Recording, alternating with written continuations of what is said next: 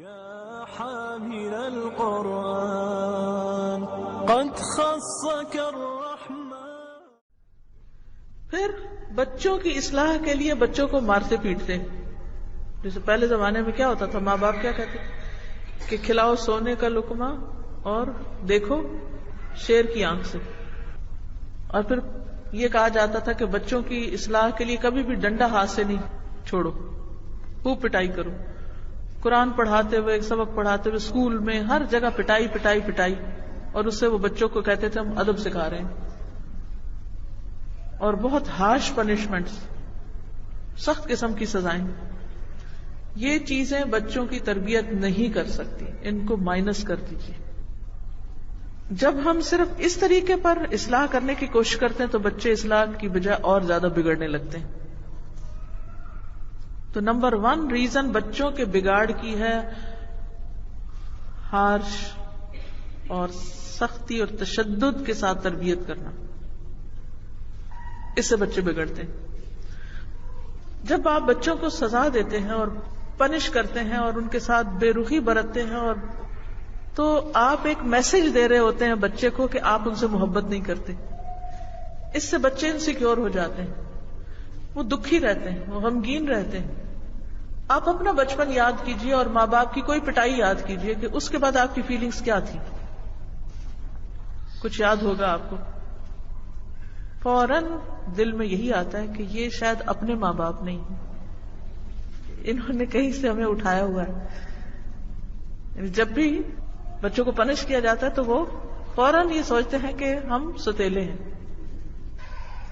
تو یہ احساس نہیں انہیں ہونا چاہیے کہ آپ ان سے محبت نہیں کرتے. انہیں اتنا یقین ہونا چاہیے کہ دنیا ایک طرف اور آپ ایک طرف، آپ سب سے زیادہ ان سے پیار کرتے ہیں. اس اعتماد میں کمی نہیں آنی چاہیے.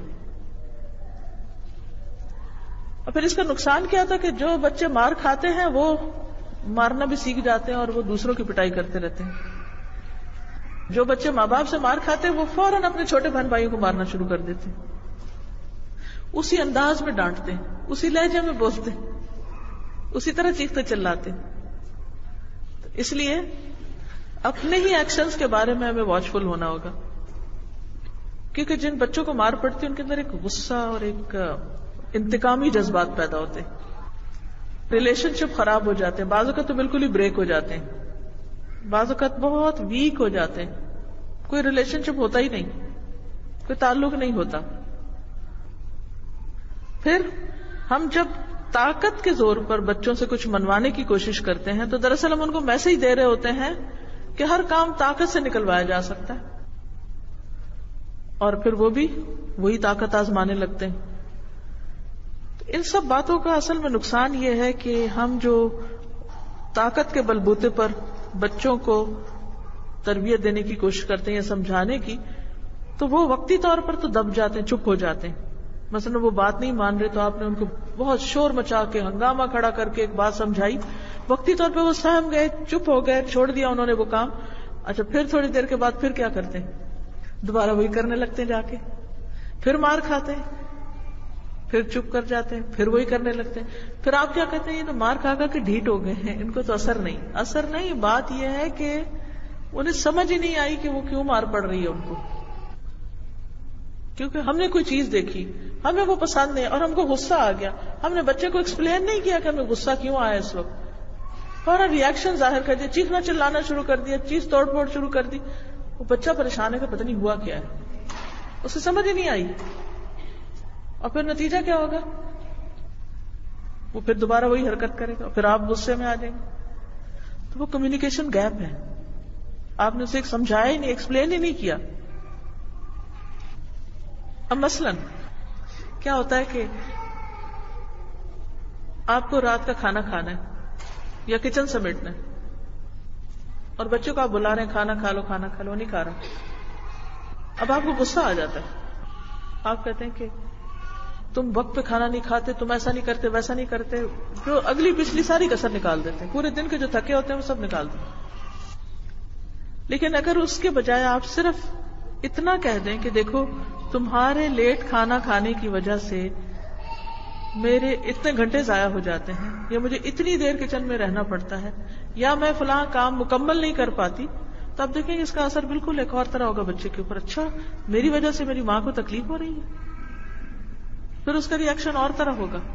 لیکن اگر آپ نے اس کو بتایا نہیں کہ آپ کو کیا تکلیف ہو رہی ہے اور آپ صرف چلا رہے ہیں، اس سے اصلاح نہیں ہوگی. حضرت انس کہتے ہیں کہ میں نے اللہ کے رسول صلی اللہ علیہ وسلم سے بڑھ کر کسی کو بچوں پر شفقت کرتے ہوئے نہیں دیکھا. محبت کے بعد دوسری چیز میں نے کیا بتائی تھی، کیا کرنا؟ شفقت، مہربانی، ہمدردی. سنت سمجھ کر کریے. ہم کیا کہتے ہیں کہ شیر کی آنکھ سے بس دیکھتے رہو، تربیت ہو جائے گی. ان کو دہلائے رکھو، ان کو ڈرائے رکھو، کانپتے رہے ہمیں دیکھ کے. یہ کیا ہے تربیت؟ اس محاورے کو نکال دیجئے، یہ نہیں چلے گا. یہ سنت سے ثابت کوئی نہیں ہے شیر کی آنکھ سے دیکھنا. ٹھیک ہے کسی وقت تو آپ کوئی بدتمیزی کر رہے ہو تو منہ سے بولنے کی بجائے آنکھ سے دیکھ کے روک دیں، لیکن ہر وقت اس طرح نہ دیکھیں. اب کہتے ہیں کہ نہیں باپ کا روب ہونا چاہیے اور اس کو تو خونخوار نگاہوں سے دیکھتے رہنا چاہیے. نہیں، نبی صلی اللہ علیہ وسلم مرد ہیں اور باپ ہیں، نانا ہیں، وہ بچوں کے ساتھ شفقت سے پیش آ رہے ہیں.